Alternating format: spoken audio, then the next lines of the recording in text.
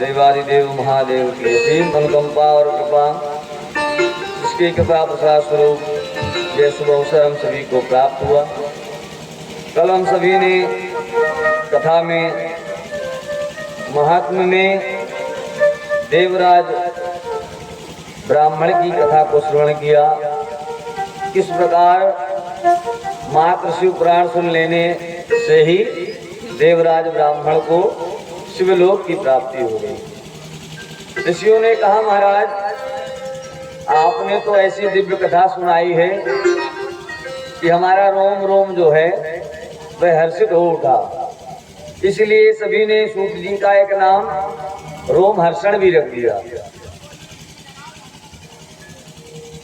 अब कुछ लोगों का मंतव्य ये बनता है कि पुराण वक्ता ब्राह्मण ही क्यों होना चाहिए। तो पुराण वक्ता अगर ब्राह्मण नहीं होगा तो बिना उसकी वाणी के आपका कल्याण होने वाला नहीं, क्योंकि अन्यत्र वर्णों में ऐसा नहीं कि कोई वर्ण श्रेष्ठ नहीं है। जब भगवान विराट रूप धारण करते हैं तो सर्वप्रथम अपने ब्रह्मांड से ब्राह्मण की उत्पत्ति करते हैं और हृदय से क्षत्रिय की उत्पत्ति करते हैं और नाभि से भगवान के वैश्य की उत्पत्ति हुई है और भगवान के चरणों से शूद्र की उत्पत्ति हुई है। ब्राह्मण सभी वर्णों में श्रेष्ठ इसलिए कहा गया है क्योंकि जिस प्रकार कितना भी ज्ञान क्यों ना अध्ययन कर लो, जब तक उस ज्ञान को समन्वय कराने वाला समझाने वाला नहीं होगा, अर्थात अगर ये ना पता हो कि रोटी जब बनानी है तो आटा मारने में कितना पानी लगेगा। अब पानी की आवश्यकता है 1 गिलास, और अगर 1 मग्घा डाल दिया तो क्या होगा, तो मरने वाला नहीं है, उसमें कुछ ना कुछ फिर हमें मिलाना ही पड़ेगा। उसी प्रकार क्या है कि ब्राह्मण समाज में इसलिए सर्वश्रेष्ठ कहा जाता है क्योंकि ब्राह्मण का कार्य है पथ प्रदर्शक करना, अर्थात ब्राह्मण जो है समाज को एक पथ देकर चलता है कि यह धर्म का पथ है, यह धर्म का पथ है। धर्म करोगे तो क्या होगा, सुखी रहोगे, भगवान सदैव तुम्हारी रक्षा करेंगे, तुम्हारे संग रहेंगे। लेकिन अगर अधर्म करोगे तो क्या होगा, भ्रष्ट हो जाओगे। भगवान की जो कृपा हो भी रही है वह भी समाप्त हो जाएगी। क्यों? अब ऐसा शास्त्रों में कहा भी गया और विचार कर कर भी यही बनता है। जैसा कि आज आप लोगों को महाराज जी ने बताया कि कर्म प्रधान विस्मृति राखा, जो जस करे तस फल चाखा। कर्म प्रधान है, कर्म श्रेष्ठ है, और भाग्येन बहुदेन समन्वितेन, अर्थात जो पितामह ब्रह्मा ने भाग्य में लिख दिया उसे कोई मिटने वाला नहीं है। लेकिन कलिकाल में क्या है, सब चाहते हैं कि जो भाग्य में लिखा उसे भी कोई मिट दे। लेकिन क्या ऐसा हो सकता है? ऐसा नहीं हो सकता। अगर अब कोई पूछे इसका प्रत्यक्ष परिणाम क्या है, तो इसका प्रत्यक्ष परिणाम में आपके पास 2 उदाहरण है। पहला उदाहरण शिव पुराण से ही ले लीजिए। चंद्रमा दक्ष प्रजापति के दामाद थे। 27 कन्याएं जो है चंद्रमा को दक्ष प्रजापति ने सौंप दी, और वही चंद्रमा देवताओं में श्रेष्ठ भी है। सूर्य और चंद्र देवताओं में सबसे श्रेष्ठ आप माने जाते हैं। लेकिन उन्हीं चंद्रमा को मात्र रोहिणी पर अधिक ध्यान देने के कारण दक्ष प्रजापति ने श्राप दे डाला। क्या श्राप दिया कि जाओ चंद्रमा, तुम्हें अपनी सुंदरता में, तुम्हें अपने भाग्य पर बड़ा घमंड है। क्यों? अत्रि मुनि के पुत्र भी है चंद्रमा, तो चंद्रमा को बड़ा अभिमान है अपनी सुंदरता पर। और तुम क्या करते हो, तुम मात्र मेरी एक कन्या के साथ अत्यधिक समय बिताते हो, लेकिन मेरी बाकी कन्याएं वह तुम्हारे विलय में ही रहती हैं। तो दक्ष प्रजापति ने श्राप दे डाला कि जाओ तुम क्षीण हो जाओ।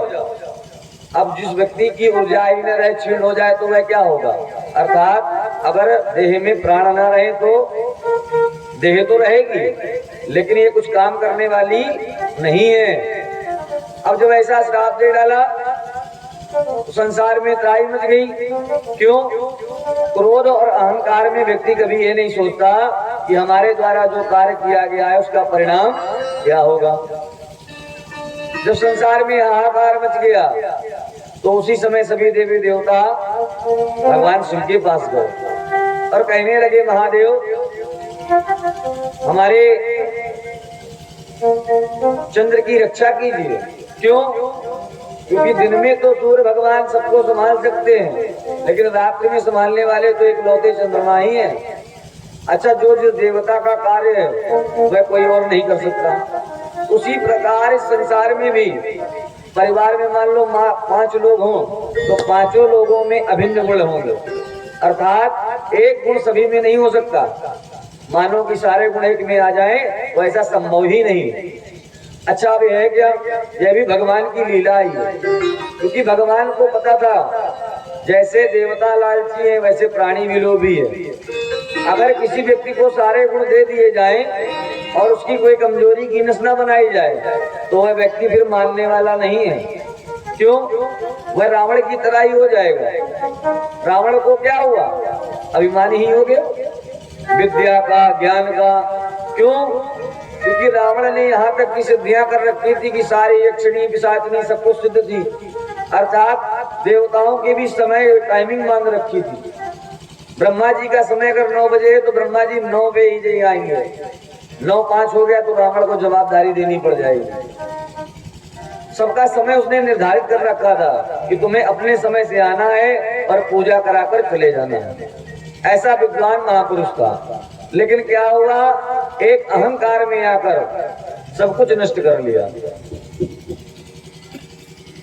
उसी प्रकार क्या है कि प्राणी को भी भगवान ने सारे गुण नहीं दिए, क्योंकि अगर सबको सब कुछ मिल जाता तो किसी को किसी की आवश्यकता कभी ना पड़ती। इसलिए सब में कोई ना कोई एक अच्छा गुण विद्यमान है ब्रह्म की कृपा से। उसी प्रकार जब चंद्रमा को श्राप मिल गया, दक्ष प्रजापति ने कहा क्षीण हो जाओ, तो सब लोग दौड़ कर गए शिव जी के पास, प्रार्थना करी और कहने लगे महाराज आप तो सदैव कल्याण करने वाले हो। अच्छा एक चीज ये भी मान लो, देवताओं में भी खासियत है अपनी अपनी। हम लोग प्रायः क्या करते हैं कि लोग की माया में इतना झगड़े हुए हैं कि जिस देवता के समक्ष खड़े हो जाते हैं तो सब कुछ मांगने लग जाते हैं। तो ऐसा भी नहीं है, सबके पास अपना अपना अधिकार है। गणेश जी के पास अधिकार क्या है कि प्रथम पूजे जाओगे और बुद्धि के प्रदाता हैं, विघ्नों का नाश भी करते हैं, विघ्नहर्ता भी कहे जाते हैं। लेकिन उन्हीं पर स्वयं विघ्न आया जब जन्म लिया। लेकिन सर्वप्रथम वह वंदनीय है, पूजनीय है, और प्रथम पूजनीय होने के कारण ही उन्हें विघ्न विनाशक भी कहते हैं। लेकिन सर्वप्रथम उनके अंदर जो गुण है वह बुद्धि का ही गुण है। अब मान लो भगवान के पास चले जाओ, गणेश जी के पास, और कहने लगो महाराज बुलेट दे दो, बंगला दे दो, तो गणेश जी देने में सामर्थ्य नहीं है। गणेश जी क्या दे सकते हैं? विद्या दे सकते हैं, मात्र और मात्र बुद्धि। अच्छा बुद्धिमान भी सब लोग होते हैं। किसी व्यक्ति से कह दो कि तुम बुद्धिमान नहीं हो तो चिड़चिड़ा जाएगा, बोले अरे ज्ञान नहीं तो ऐसे कर रहे हैं, इतनी बढ़िया नौकरी कर रहे हैं, ये कर रहे हैं। बुद्धिमान सब हैं, लेकिन आज के समय में सबका विवेक नष्ट हो चुका है। क्यों? विवेक ही है जो सब कुछ अच्छे और बुरे की संगति बता सकता है। जैसे कलिकाल का समय है, कथा में जाने के लिए कह दो, प्रैक्टिकल कर लो। जितने लोग कथा सुनने आ रहे हो कल ही करके देख लो। किसी व्यक्ति के पास चले जाना और कहना भैया आज 10 लोग कथा में चलेंगे, तो 10 में हमें लगता है कि 2-3 आ पाओगे, 7 तो नहीं आएंगे। और 10 व्यक्तियों से ये कह दो कि आज चलो ये वाला काम करने चलेंगे, आज ये खुराफात होना है, तो 10 के 20 हो जाएंगे। तत्काल समय नहीं लगेगा, क्योंकि यही समय का परिमाण है। कलिकाल चल रहा है, कलिकाल हावी काल हो जाता है। यही राजा परीक्षित के साथ भी हुआ। कलयुग ने तो कहा कि मेरे युग में क्या है, बोले सबके युग में तो भगवान की इतनी उपासना करनी पड़ी, हजारों वर्ष ये किया वह किया। लेकिन कलिकाल में कलयुग केवल नाम आधारा, युग केवल नाम आधारा, कलयुग केवल नाम आधारा, कलयुग केवल नाम आधारा। सुमेर सुमेरा उतर सुमेर सुमेरा उतर। और कलयुग ने कहा कि हमारे युग में सबसे बड़ा गुण क्या है कि अगर किसी ने भगवान का नाम भी ले लिया तो क्या होगा, वह मुक्ति को पा जाएगा। परीक्षित ने सोचा अरे महाराज सतयुग त्रेता द्वापर में कितनी भक्ति करनी पड़ेगी और त्याग भी होगा। क्या त्याग? भगवान राम के राज्य में क्या हुआ, समस्त अयोध्या वासियों को दुख ही प्राप्त हुआ। कब प्राप्त हुआ? जब भगवान वनवासी हो गए। इतना दुख हुआ कि जब तक भगवान लौट कर नहीं आए किसी के घर में दीपावली नहीं मनी, अर्थात दीप ही नहीं जले। किसी ने अपने घरों में कोई उत्सव नहीं मनाया जब तक भगवान वन के वासी रहे। कुछ लोगों ने तो भोजन तक त्याग दिया था। और लेकिन जैसे ही भगवान आए 14 वर्ष के बाद तो लोगों ने दीपावली दीपोत्सव मनाया, अर्थात खूब धूमधाम मनाई अयोध्या को, सजा दिया और खूब आनंद मनाया। और उसके पश्चात जब तक भगवान राम जी ने अपने राज्य में राज्य किया, तब तक उस नगर में ना तो कोई मरा और ना कभी किसी को कोई दुख आन पड़ा, क्योंकि भगवान वहां पर रहे और सब किसके आश्रित हो गए? भगवान के। लेकिन कलिकाल में क्या है?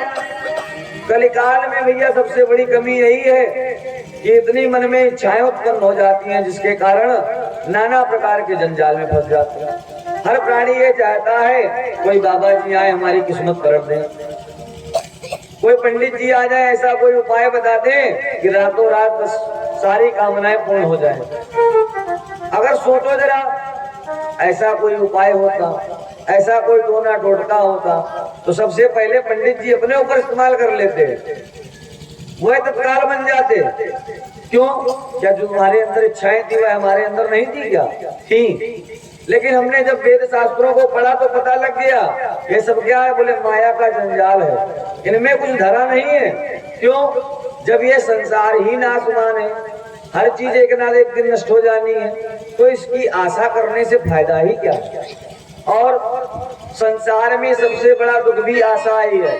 जैसे आशा लग जाए, जीवन काल में मन बना लो कि हाँ इस व्यक्ति की हमें बहुत सेवा करनी है, आशा लगा कर केवल बैठ जाए, जीवन में उसकी सेवा नहीं कर पाओगे।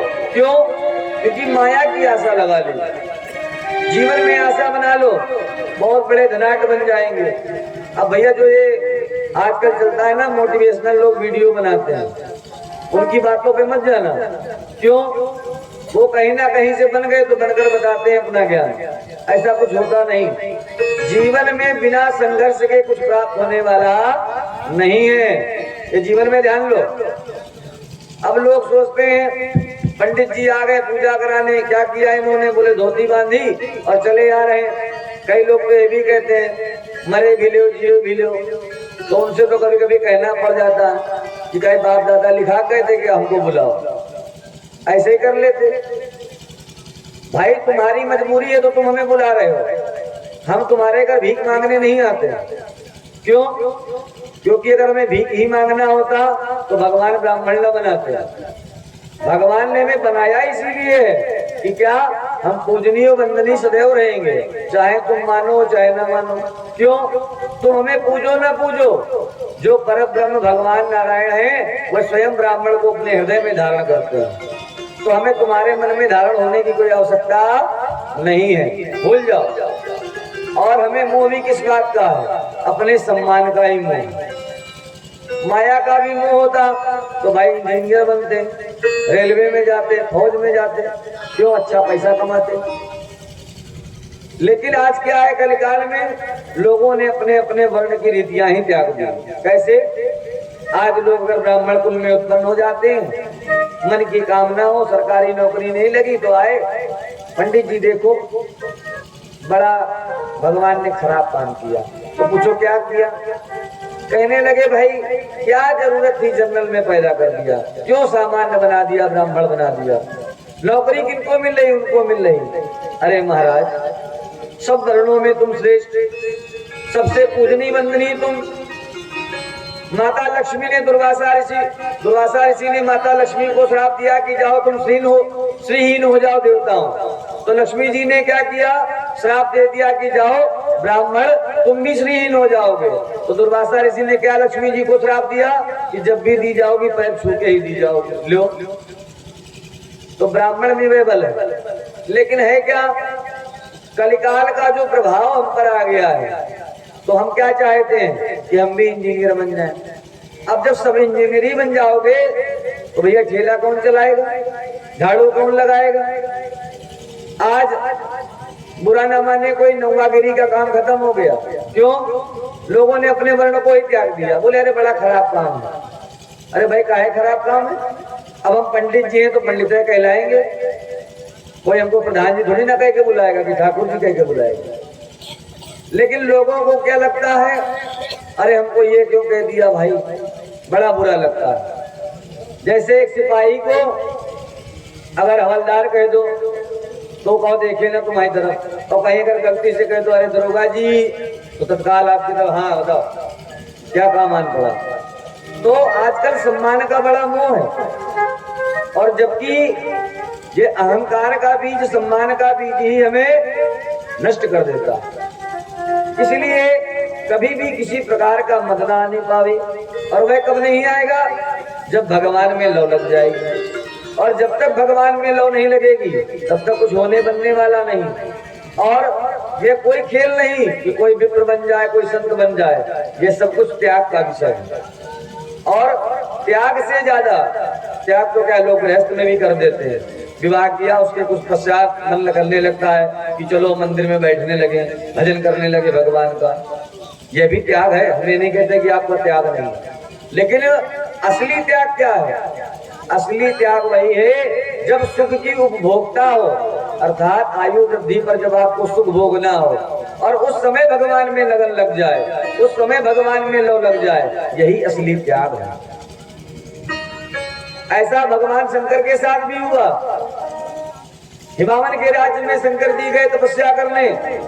राजा हिमावन को जैसे समाचार मिला कि शंकर जी आए हैं तपस्या करने, बड़े गदगद हो गए कि चलो, अभी तक तो संत विप्र आया करते थे, आज सीधे भगवान ही आ गए। तत्काल माता पार्वती को लेकर चले गए दर्शन करने। पहुंच गए, दंडवत प्रणाम किया, भगवान ने आशीर्वाद दिया। भगवान ने कहा, राजा हिमावन, हम आपके नगर में तपस्या करने आए हैं। अच्छा देखो, भगवान के अंदर भी धैर्यता, समशीलता और लोगों का सम्मान करना है, हम में नहीं है। हम थोड़े धनवान क्या बन जाए कि दूसरे की जगह अपनी मानने लग जाते हैं। लेकिन भगवान गए राजा हिमावन के नगर में, तो पहले नंदी जी को भेज दिया कि जाओ राजा हिमावन को समाचार दे आओ कि हम आए हैं। क्यों? अगर राजा ने कह दिया नगर में प्रवेश न करना तो भाई नहीं जाएंगे, पुनः अपने लोग लौट जाएंगे, कैलाश कौन सा खराब है। यही चीज होनी चाहिए।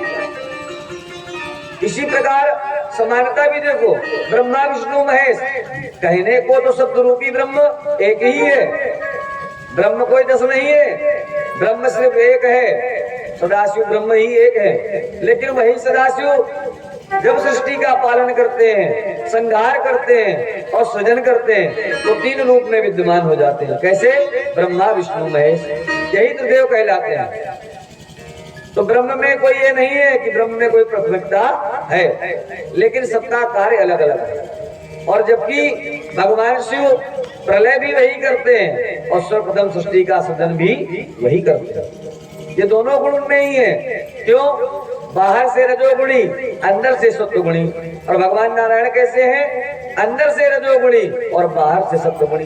बाहर से तो कैसे हैं? बोले बड़े भोले भाले लगते हैं, बांसुरी भी बजा देते हैं, छलिया भी कहलाए जाते हैं, लेकिन अंदर से थोड़े कठोर हैं। जल्दी जल्दा किसी भी प्रसन्न हुए आज तक? कभी नहीं हुए। बहुत तपस्या करनी पड़ती तब तपस्या करते। और जिसके साथ खेल खेलते हैं उसको नचाते भी बहुत बुरा। तो यह सब कलिकाल में संभव नहीं हो सकता। लेकिन क्या है, कलिकाल में हमें सबसे अच्छा गुण यही मिला कि भगवान का कीर्तन करो, मनन करो और श्रवण करो। यही ऋषियों ने भी कहा कि प्रभु कलिकाल में हम कैसे मुक्त होंगे? तो सूत जी ने कहा, श्रवण मनन कीर्तन, यह 3 साधन है। श्रवण क्या? कथा में आओगे, कथा श्रवण करो। मनन क्या? कथा से जाओ तो कथा को जो श्रवण किया है उसका मनन करो। मनन अर्थात उसको मन में ध्यान रखो कि हाँ, हमारे भगवान परमेश्वर कितने अच्छे हैं, भगवान की क्या लीलाएं हैं, उनको ध्यान करो। और भगवान कैसे कैसे गुणों से निर्गुण कहलाते हैं। अब हम प्राणी क्या करते हैं? भगवान में भी अवगुण ढूंढ लेते हैं। काहे? आजकल भाई जो टेलीविजन वाले हैं वह भी बहुत कलाकार हो गए। क्या करते हैं? कोई सीरियल बना भगवान पर, कन्हैया जी का सीरियल बनता है तो दिखा दिया 21 वर्ष का लड़का गोपिकाओं के कपड़े चुरा रहा है। अब भाई जैसा देखोगे वैसी मति हो जाएगी, जैसा खाओगे अन्न वैसा होगा मन, सीधी सी बात है। तो जो देखा वही समझने लगे। तो ऐसा कुछ नहीं। भगवान मात्र 6 वर्ष के थे जब उन्होंने गोपिकाओं के कपड़े चीरण करे थे। और उसमें भी कोई ये नहीं कि गोपिकाओं से कहा हो कि नहीं भाई तुम अब ऐसे ही आ जाओ। ये सब भी अनर्गल बातें हैं, व्यर्थ की बातें। भगवान वही है जो निर्गुण है, अर्थात हमारे ब्रह्म में कोई अवगुण है ही नहीं, इसीलिए वह सगुण और निर्गुण दोनों है। ये सब कुछ हमें दिखाया जाता है। क्यों? जिस प्रकार वाल्मीकि जी को क्या बना दिया गया? बोले वाल्मीकि जी कौन? शूद्र वर्ण के वाल्मीकि जी। अरे ना भैया, अंगुलीमाल डाकू कभी वाल्मीकि नहीं थे, ये पढ़ाई गलत दी गई। क्यों? वाल्मीकि जो थे वे ब्रह्मा के 10वें पुत्र प्रचेता के पुत्र थे वाल्मीकि। क्यों? इसका प्रमाण यह है कि वाल्मीकि रामायण आप लोग पढ़ लेना, अगर मान लो भविष्य में लगे कि हाँ महाराज जी इसे बोल रहे हो, तो वाल्मीकि रामायण में आता है प्रश्न, जब भगवान राम ने लोगों से पूछा कि अरे तुम दोनों कौन हो, तो उन्होंने कहा हम वाल्मीकि जी के शिष्य हैं। बोले बड़ा सुंदर तुम रामायण का पाठ करते हो, हमारे दरबार में भी तुम लोग पाठ करो। लोग कुछ करने लगे। राम जी ने सोचा अरे कथा तो बहुत बढ़िया चल रही है, सिंहासन में बैठ के सुनेंगे तो कथा का अपमान हो जाएगा। तो धीमे से उठे और जाकर प्रजा के बीचों बीच बैठ गए।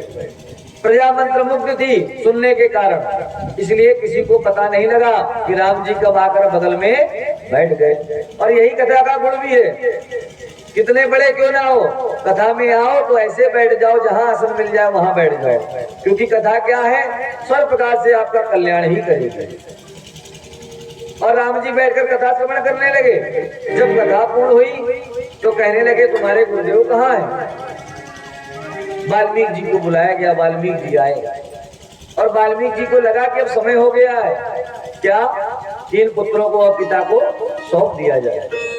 वाल्मीकि जी कहने लगे राम जी ये आपके ही पुत्र हैं लव और कुश, और आपकी पत्नी सीता जो मेरी पुत्री है, जो मेरे आश्रम में रहती है, वह आज भी परम पवित्र है। क्यों? क्योंकि मुझे अज्ञान में भी नहीं ध्यान है, अर्थात मैंने स्वप्न में भी कोई पाप किया हो इसका मुझे कोई ज्ञान नहीं है। अब बताओ अगर अंगुली मार होते तो क्या राम जी के सामने झूठी शपथ खाते? भाई हम तुम तो थे नहीं जो कह रहे थे भगवान की कसम, हमें तो क्या 2 मिनट लगता झूठ बोलने में। घर पहुंचे नहीं, बोले लेट हो गए। अरे बोले क्या पता जाम में फंस गए थे।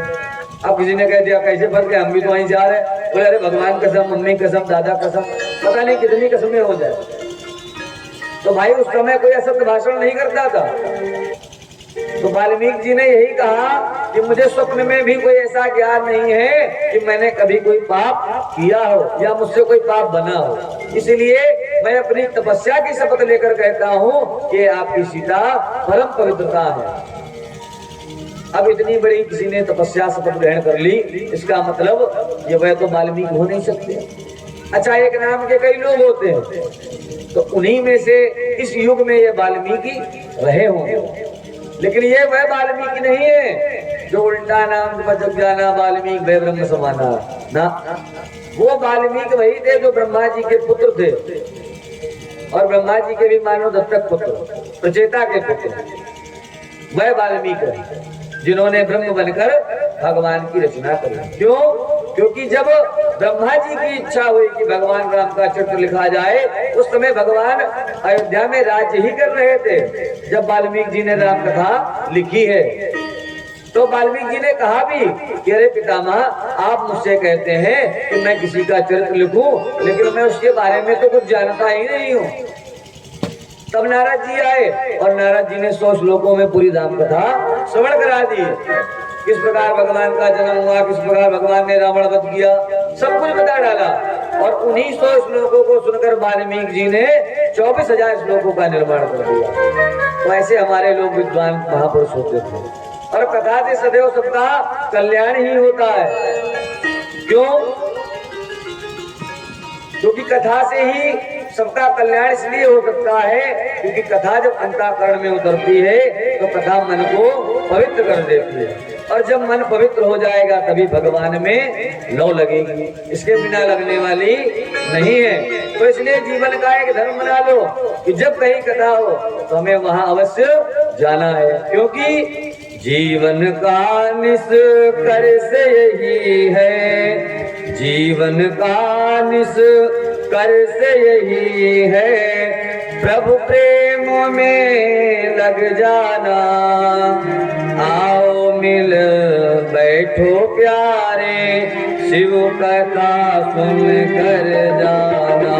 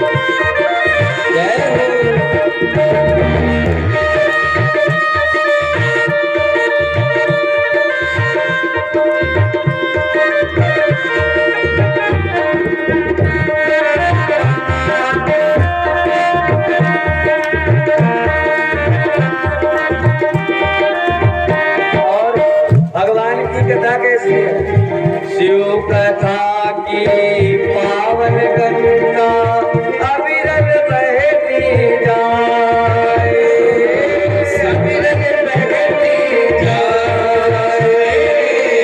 अविरल बहती जाए।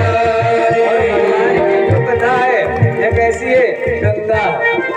अच्छा सोचो जरा, उसी गंगा में मछली विद्यमान रहती है, कितने कीट पक्षी विद्यमान रहते हैं, लेकिन उस गंगा को देखकर क्या कहते हैं? गंगे तब दर्शनात् मुक्ति, अर्थात दर्शन हो जाए तो प्राणी मुक्त हो जाता है सभी पापों से। और हम मन में भाव भी बनाकर क्या जाते हैं कि मैया के गोद में स्नान कर लिया, समझ लो सारे पाप हर गए। लेकिन वह मछली वहां रहकर, वह कछुआ वहां रहकर कभी पवित्र नहीं होते। क्यों?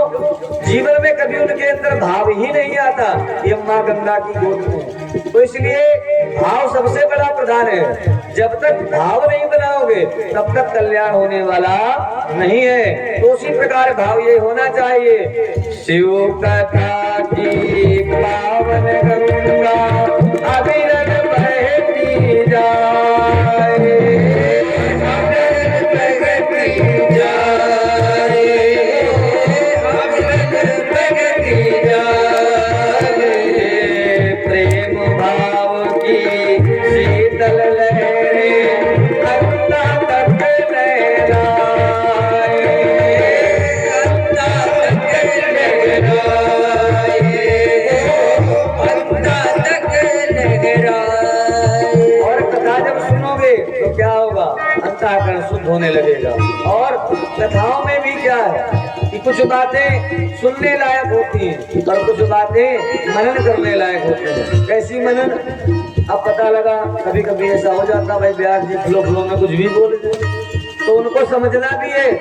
ये नहीं कि जो उन्होंने कह दिया वही सत्य हो जाए, उसको समझो भी, क्योंकि भगवान ने बुद्धि विवेक इसीलिए दिया।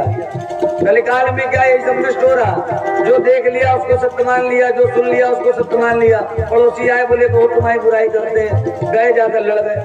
अरे ना भैया, पहले समझो तो फिर जानो। कुछ बातें हैं सुनने लायक, कुछ बातें हैं सुनने लायक, कुछ बातें सुन कर जाना। आओ सब मिल बैठो प्यारे शिव कथा सुन कर जाना। आओ सब मिल बैठो प्यारे शिव कथा सुन कर जाना।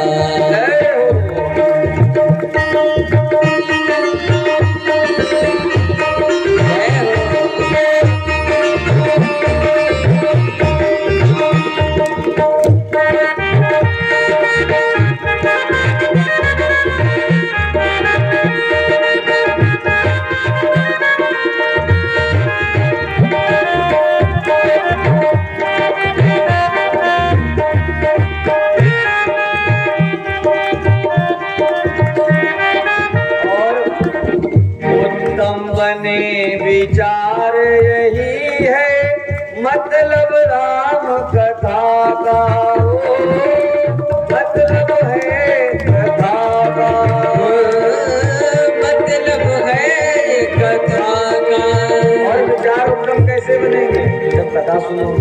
तो ये कथा सुनोगे तो भगवान के भाव मन में जागृत होंगे, भगवान की लीलाओं को श्रवण करोगे, जानोगे कि हमारे परब्रह्म कैसे थे।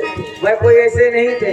ये शंकर जी के बारे में लोग क्या कहते थे, बोले भंगेड़ी है, गंजेड़ी है। अरे ना भैया, गांजा होता क्या भगवान ने कभी जाना भी नहीं। क्यों? ये सब तो भैया जिनको भाता है ना तो वही कह देते हैं। जिस प्रकार किसी को तांबूल बनते देख पसंद हो तो बोले पिताजी खाते थे, हम भी खाने लगे। पड़ोसी का बच्चा बिगड़ जाए तो क्या बोले, वो जो लड़का इसके साथ रहता है उसको देख कर सीख गए। भाई तो कुछ उसके अंदर अच्छाई थी, वह ना सीख पाए, अवगुण जरूर सीख लिया। तो कभी किसी से कोई कुछ सीखता नहीं है, ये सब फालतू की बात है। हमारा मन जो करता है हम सदैव वही करते हैं और इसीलिए हानि उठाता है। ये सब कहने की बातें हैं कि किसी की संगत में आ गए। क्यों? सत सुधरे सत्संगत पाई। मूर्ख जो है तुलसीदास जी कहते हैं वह अगर अच्छी संगत पा जाए तो सुधर सकता है, लेकिन अच्छा व्यक्ति मूर्ख की संगत पा जाए तो क्या मूर्ख बन जाएगा? अरे ना बनने वाला। तो इसीलिए ऐसा कभी नहीं है कि कोई किसी को अवगुण को सिखा देता है। तो उसी प्रकार क्या है कि उत्तम विचार बने आपका, यही सब कथाओं का मतलब है। और क्या? औरों की पीड़ा का हो मन मेरा भास बैठाता, मन मेरा भास बैठाता, मन मेरा भास बैठाता। औरों की पीड़ा अर्थात पराई पीड़ा से आपका मन दुखी हो जाए, यही भाव होना चाहिए। संत को हमारे यहाँ सर्वश्रेष्ठ क्यों कहा जाता है? इसीलिए कहा जाता है क्योंकि वह पराई पीड़ा को देखकर स्वयं द्रवित हो जाता है, दुखी हो जाते हैं और लोगों का सदैव कल्याण ही चाहते हैं।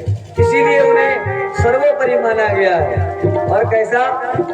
संत हृदय नवनीत समाना, संत हृदय नवनीत समाना। और संतों का हृदय कैसा है? नवनीत। माने नवनीत किसको कहा जाता है? मधु, शहद को। शहद में कितनी कड़वी चीज डाल दो कभी वह कड़ू नहीं हो सकता, मीठा ही रहेगा। कैसे भी बहा दो, जिसमें मिला दो उसमें मिठास डाल देगा।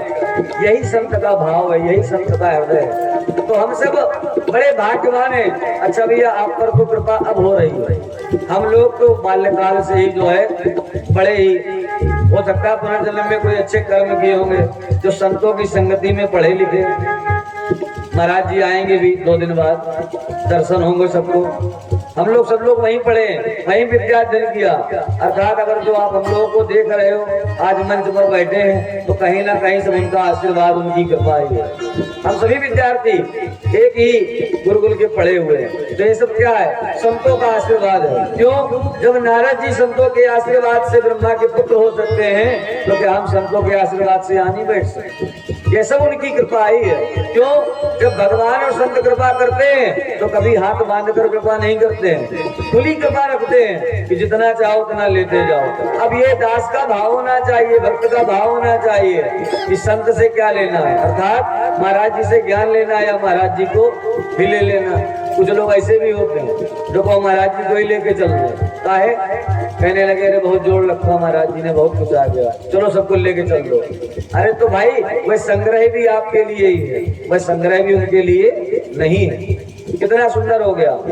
अच्छा अगर देखा जाए, ये हमारा ननिहाल है, ठीक, हमारे नाना यहीं थे और मंदिर के पीछे ही वाला मकान है शिवधारा बस्ती, हमारे नाना सिंह। तो हम यहाँ बाल्यकाल से आते रहे और कितना सुंदर आज सब कुछ बन गया, आश्रम देखते ही देखते। ये सब क्या है? महाराज जी की कृपा से ही हुआ। तो कितना सुंदर बन गया। तो यह सब ही संतों का भाव है। नहीं अगर भाव ना होता तो इतना सुंदर क्यों उसको बनाते? अपना संग्रह करना होता तो क्यों यहाँ पर दीवारें उठवाते, क्यों बनवाते? ये सब कुछ आपके लिए ही है। क्यों? जो लोग आएंगे वह देखेंगे यहाँ की शोभा, तो यश किसका होगा? महाराज जी का कोई यश नहीं होगा, यहाँ के लोगों का ही यश बढ़ेगा। क्यों? सबको पता है महाराज जी क्या लेकर आए थे। आप लोग सेवा कर रहे हो, आप लोग धन दे रहे हो, आप लोग जो सेवा देते हो वह आश्रम में लगती है तो उसी से वृद्धि हो रही है। तो आपका ही इसमें नाम होना है, किसी और का नाम कोई उसमें नहीं होना है। तो इसी प्रकार सदैव भगवान की सेवा कथाओं को श्रवण करना चाहिए। और वैसे आज मौसम थोड़ा गड़बड़ कर रहा है, तो ऐसा किया जाए कि कथा को